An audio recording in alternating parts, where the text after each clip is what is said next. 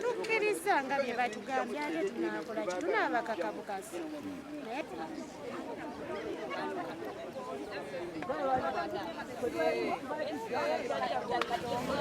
reliefs.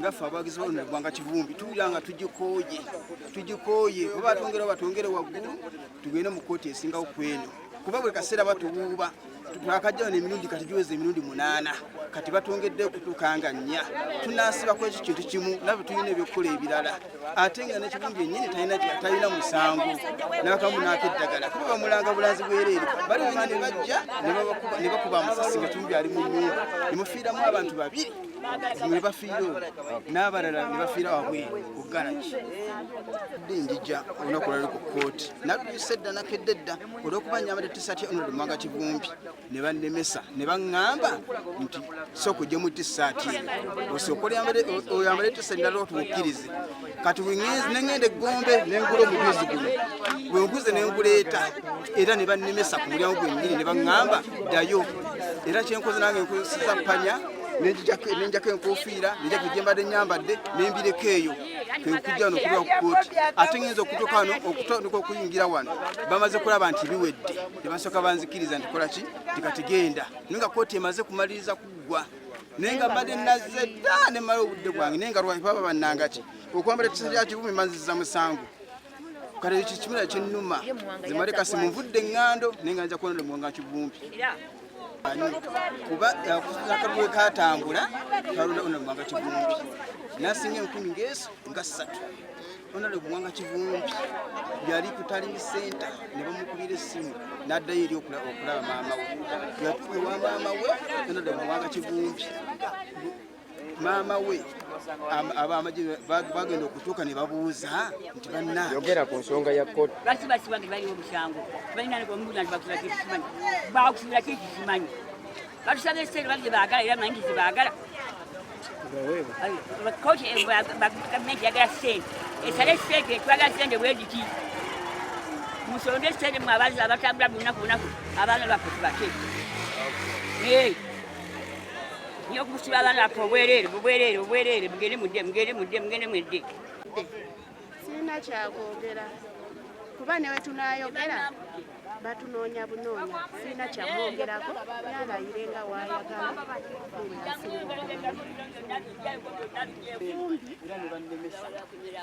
ku mukwano gwe yali atulaga n'obuvumu bwe yali alaga era bwalimu oba myaka 5 oba 76 tuli wamu naye buli kye basalawo tukikkiriza tutula kyaffe naye Mungu amusaasire gyali atutuukeko nga mulamu naffe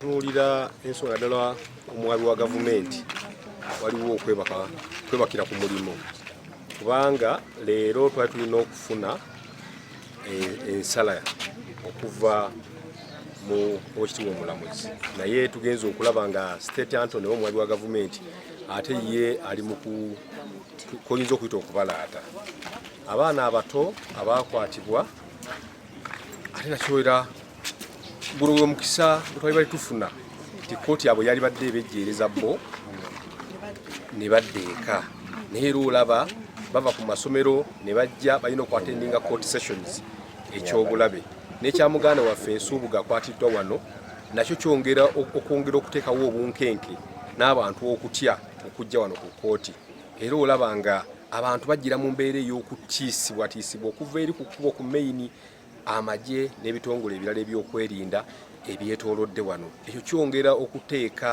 embeera ey'obunkenke tulowooza nti n'omulamuzi agenda okujja nga yayise dda mu mbeera ey'okutya n'okutiisibwatiisibwa kwebyo ebyokwerinda ebyetoolodde wano ku kooti naye kyonna kitwongera okugamba abantu baffe abantu ba Butambala ne bannayuganda bonna twongere okubeera abanywevu ekikutta obudde kijja kubuta State Attorney yayongezaayo okwongezaayo gwe mulimu gwabwe tumanyi nti bali mu kugula budde naye ffe kyetufaako ly'eddembe lyabo bye baasiba nti gwe bw'obanga olina omukisa ogugenda n'olaba famire yo ng'omaze okukola bano ate bagenda mu nkomyo twagala okumanya obudde babwongeremu basale omusango guno mu bwangu abantu baleme kulinnyirirwa ddembe lyabwe kuba tukkiriza nti bwe babeera nga tebakolayo kintu ekyo ate n'obasiba ebbanga eddene tolina bojja basasula so tusaba buli ali ku mulimu guno akole omulimu gwe ng'era balooya baffe bwe basabye kwatiddwa ng'ayingira kooti tusabye omulamuzi abalagire bamute kubanga okujja okubeerawo naddala nga bawozesa oluganda lw'omukwano gwo bw'omukulembezeewo nakyo kiri mu ssemateeka eno open court okujjawo nga bagambye bamatizza kooti ne bagiwa ensonga nti ewoze mu kyama naye omulamuzi n'atugamba tulondoole poliisi batubuulire ekyamukwasizza kyetunaamubuulira ate omulundi ogunaddako. Mukama abawe omukisa. Tuufu ng'abamu bwe bagamba nti eno kkooti esobola kusaza musango gwe. Mu mateeka bw'okola state bw'ekola omusango mu musango ogwo omusango gugalibwawo. Eno state yakakola emisango ebiri ezimudde buli kiragiro kya kkooti kyekyagiwadde mu kugenda mu maaso n'okuwuliriza musango guno.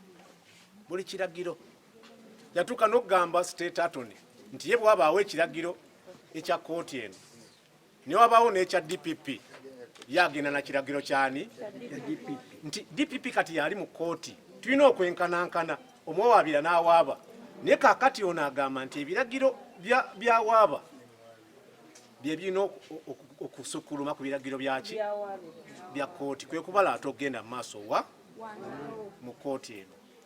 Kyekyo lwaki kitusanyula abantu mwe mwennyini nnyini nga constitution bwegamba mwe people power obuyinza buli muki nga article number 1 bwekola ki kabakwata abantu nga bwe babakwata mwongere okulaba nti nno mulemezaamu kubana fesi bwe tunasigala wano nga tuliwo ffekka oba oli awo naffe banaatukwata. Suuga tutegedde ekiremesezza omusango guno okugenda mu maaso kuba teguliiko statement n'emu. Tewabangayo file ekisooka eba sanctioned nga talina statement n'emu. The Honorable Muwanga Kivumbi talina statement gye yakola. Ate ne bye yayogera nga bamubuuza ne bamukwata yakola statement. Byali ku incitinga bantu nga kisuubira bali baagala mugatta ku file y'abano be bamusiba nabo. Kati ne bano be bamugattako mujja kujjukira nti baali basoose ne babateeka ku musango ogwa malicious damage ne incitement to violence. Omusango wali gubalesezza mu kkooti era mujja kujjukira nti abamu baasibibwa n'olunaku lwe bagamba nga 15 nti omusango le gwatandika terunakola ki tunatuuka. Kaakati fayiro eyo bwe bakwata Honorable Muwanga Kivumbi bakyusiza wano baatuuka ku kkooti ne bagamba nedda naye guli gwe tumuteekako asobola okusaba okweyimirirwa Honorable Muwanga Kivumbi kuba ye target olw'okuba mukulembeze. Ne basalawo mu kupapiriza twamuteeka omusango omunene gwatasobola kufunirako bail wano bamutwale mu International Criminal Division eri abakambwe. Kati mu awo ne bagamba nti ku fayiro eyo kuliko the Honorable Muwanga Kivumbi n'abalala bakyataayaaya be bakyanoonya. Kyatwewuunyisa nti ate Honorable Muwanga Kivumbi gwe bagamba nti fayiro bagenda kugattako abalala be bakyanoonya ate bagigattako abaali mu Komera. Beesanze mu kalipo era njagala mbulire naddala ono ayina gundi ya poliisi ti poliisi yeesanze mu kalipo yetagenda kuvaamu nti ne bwe yandyagadde okuba ne statement ku fayiro eno tesobola kukosa statement za fayiro eri kuba twagiggalawo n'ogiggalawo kubanga mu mateeka abasibe bali tebasobola kuba kuki ku fayiro 2 ebadde abo jeopardy era yagalibwawo. Kati bali mu katu tebasobola kuba fayiro tekuli statement n'emu kyova oli abagamba nti eri wa DPP terina nakyekolayo kubanga DPP atunulya bujulizi n'asalawo omusango gende mu maaso banedda. Kati fayiro okutali statement naye anaasinziira ku ki? Kati kipya ki kye basazeewo? Basazeewo bano abapoliisi batandise okukwata. Kati buli gwe mulaba bakwata batandise omukwata badde emabega basobole okufunayo ki? Wakiri kye beekwasaako okubeerawo ne fayiro gy'osobola okubikkula ng'erimu kaki tuka statement tebatalina. Ekyo nakyo kikirizibwa mu mateeka kubanga ogenda okuleeta omusango mu kkooti olina okuba nga olina obujulizi. Kati ate mwe batunuulira mmwe ekirimu 2 bagezaako batiisatiisa obutajja ku kkooti. Ekyokubiri bagezaako okuteekawo mbeera nti mummwe banoonyeyo omuntu oba yali aliraanye oba yali mu structure ya Honorable Muwanga Kivumbi bampaatiikeko nti omu ku abo bafune bu statement ku file niyo obukodyo bonna tukola ki tubumanyi era tubulaba waffe na tukimanyi eno file tewali musango era twababuulira omusango Honorable Muwanga Kivumbi gwalina nti omu ku bakulembeze abatadde gavumenti eno ku bunkenge nti yakwatibwa olw'okuba ye vice president wa Honorable Robert Kyagulanyi Ssentamu. Ate mukimanyi nti Honorable Robert Kyagulanyi Ssentamu bamutwala mu waŋŋaŋŋuse. Kaakati bamanyi nti abakulembeze abandi basigaddewo nga batu wumba yani so mu byobufuzi ki kyokola naye okola ki omugjawo so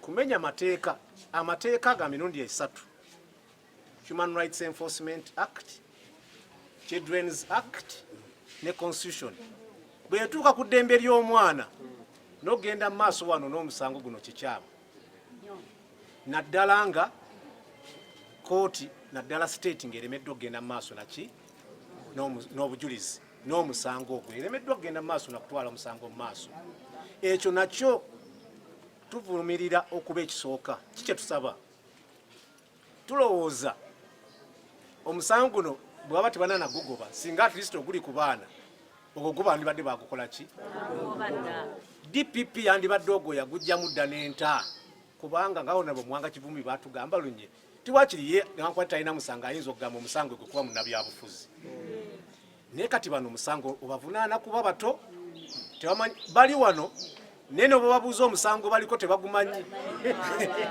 bagoberera bugoberezi abo wakiri oli munnabyabufuzi ne tusigala naye era kwe kulowooza kwe ne bano abaana bebamupaatiikako mu ngeri gye mbannyonnyodde si kyabwenkanya kyakunyigiriza ddembe lyabwe era basaana bateebwe DPP tumukubira omulanga DPP yandiggyewo omusango ku baana nga bw'ajjawo omusango ku balala bonna kubanga tebalina misango.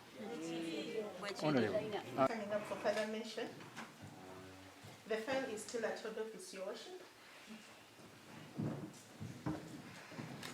I haven't received it back. I'll seek for an adjournment.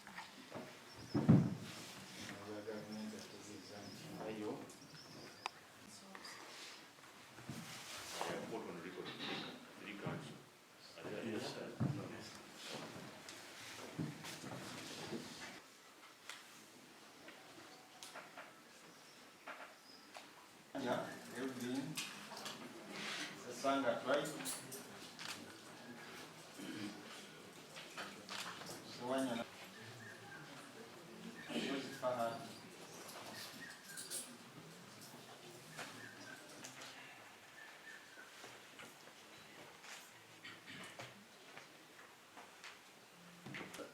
Now DPP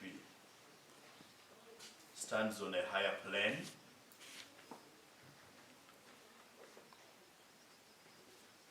For he can take all the time he needs. A land friend cannot walk to headquarters to pick her file. So until they find transport,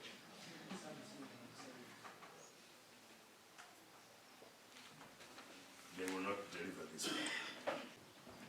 Has been given, not even a prayer, that you review your earlier decision. And she's right. Professionally, even if I were in her shoes, I would not file that application because there are no reasons.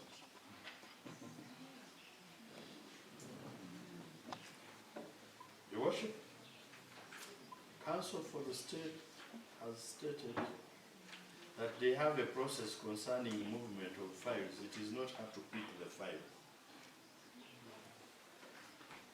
That is not cast in the law. Their process is an internal process. It cannot bind the proceedings of this court.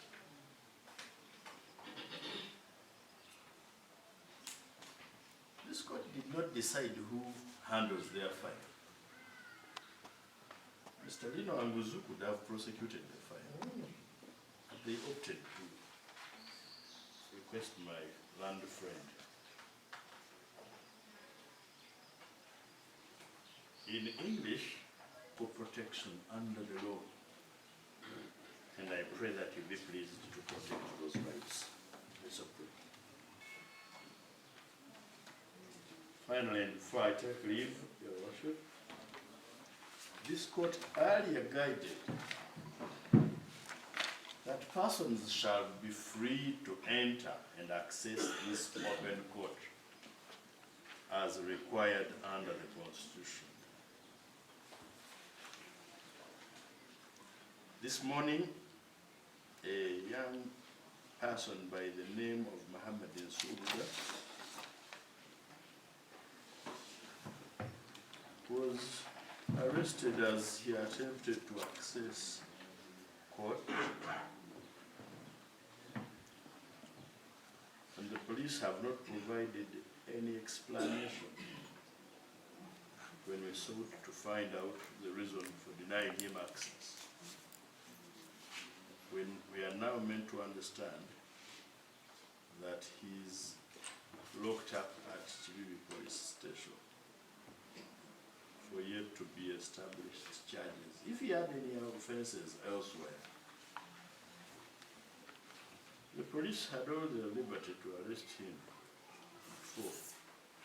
He passed through all the checkpoints, but was denied entry. We pray again that you be pleased to order, one, for his release, but also allow citizens to access court proceedings, because this involves their leader.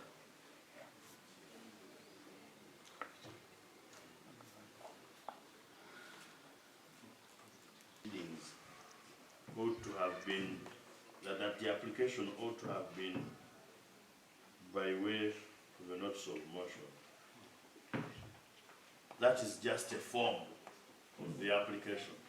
We are dealing with a violation that has occurred in court itself.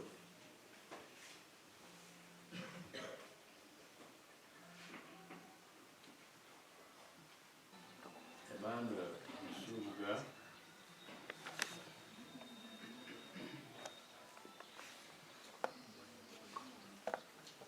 getting the citation.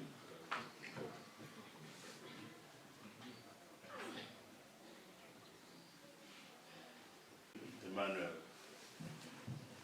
Subuga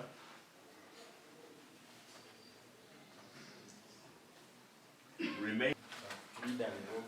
Ensonga abakulidazi boogeddeko ennaku z'omwezi 4 n'ensonga y'okukwata Muhammad Subuga netegeeza nti abakulida balinde beekenenye balabe oba bye bamukwatidde biri mu mateeka oba tebiri mu mateeka, ne bano abaana abaweebwa abeeyimirirwa basigale nga beeyimiridde, bave nga bawuza bava bweru, n'abali ku alimanda basigale ku alimanda. Mujja kukomawo ennaku z'omwezi 4 mwezi ogw'omukaaga. So that you can give us information from an informed point of view and what is going on in this matter. I will not go on it. I will not go on it. But it's Right. the act was open. Article 44C of the Constitution.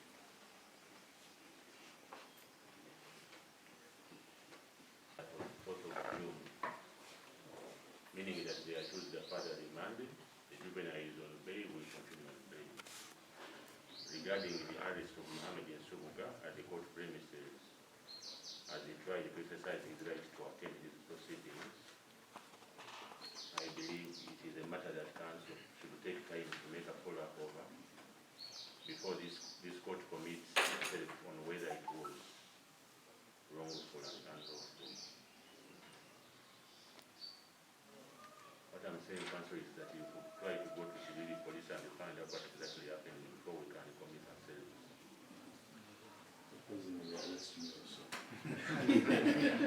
You to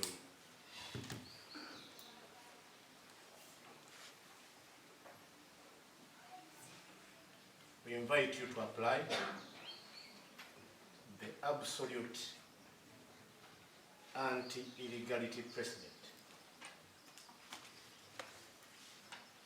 Apply the absolute anti-illegality precedent.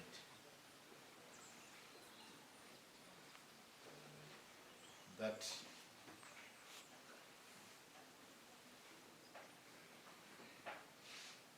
is presented in the precedent of Makula International Limited versus Cardinal Usubuga in support of our prayer to hold trial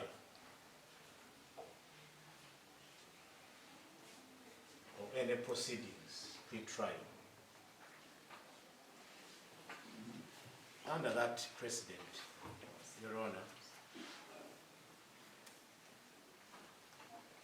a trial court or pre-trial court must immediately hold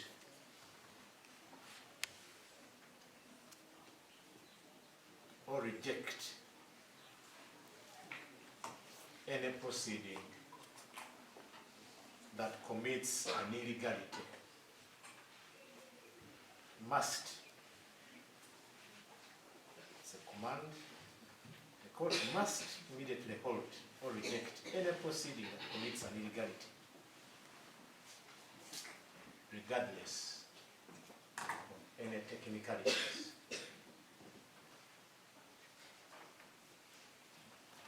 Your Honor, illegalities, once brought to the attention of court,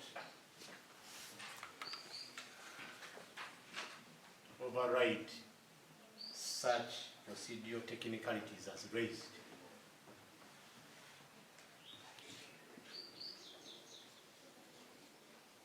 Again, an illegality against a child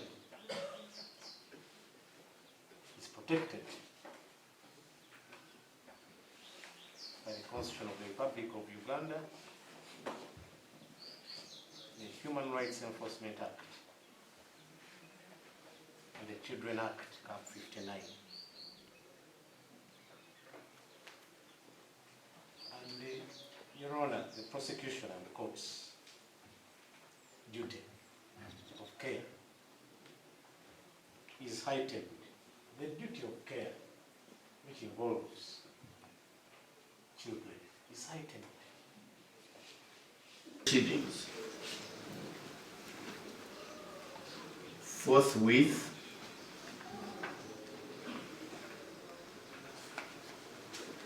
considering that a fair trial, which is being offended by the prosecution now, don't have the police file, and there is nothing I can do without the police file.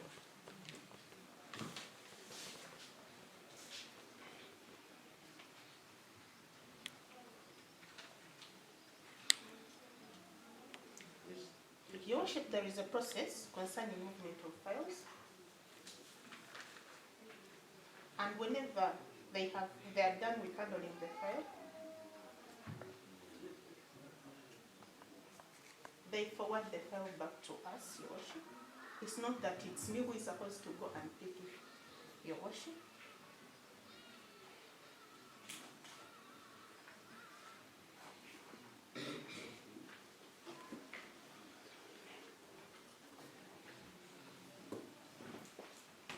It's not proper, Your Worship, that I can then demand the file from my bosses.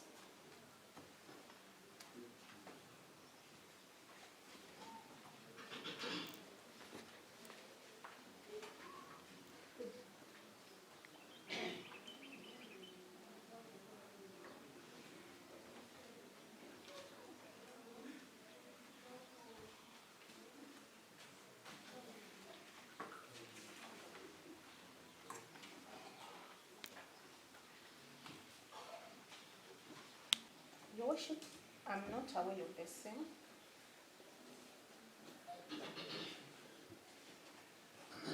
and I have no reasons whatsoever as to why he has been arrested. Maybe it's purely under police.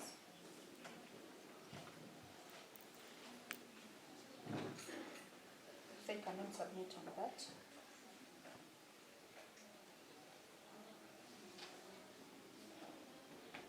So pray your worship for an adjournment for further mention.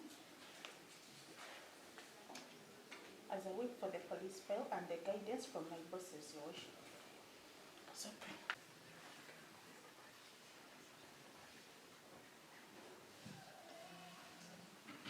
That once an illegality has been brought to the attention of court,